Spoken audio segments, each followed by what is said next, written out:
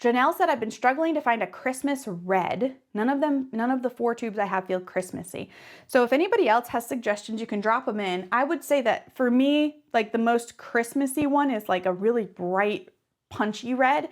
And so the one I use is Pyrrole Red Light, or that same pigment. This is where it gets tricky, you guys. So this is Pyrrole Red Light here. This is the core paint, and it is PR255 is the pigment. This is Daniel Smith. The name of this paint is Pyrrole Scarlet, but the pigment is PR255. Okay, so same pigment, different name. Would you like to know how it gets even trickier? I can tell that you would like to know, so I'm just going to tell you. Sometimes we have the same pigment, but it looks completely different. So this is Van Dyke Brown, and it is PR101. This is Transparent Red Oxide, and it is PR101. These are 2 completely different colors, and then it kind of has to do with how they have adapted the pigment. So sometimes it undergoes heat or some kind of chemical process that changes the way it looks. So swatch your colors, look at the manufacturer websites. I can't stress it enough how important it is to look at their swatches and look at the information there. Julie, great question. Across each manufacturer, are the numbers the same? Yes, thankfully, yes. The pigment numbers themselves are standardized. It's just hard to find that information sometimes. And remember, watercolor tubes, I have tubes of watercolor around here somewhere.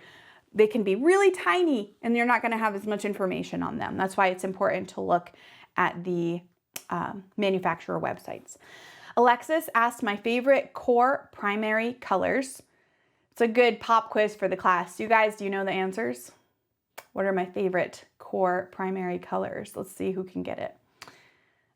Lisa has a good tip for a more of a Christmassy red, which is to add a little magenta to her red. And there's other suggestions here too, Janelle, so if you want to take a look at those.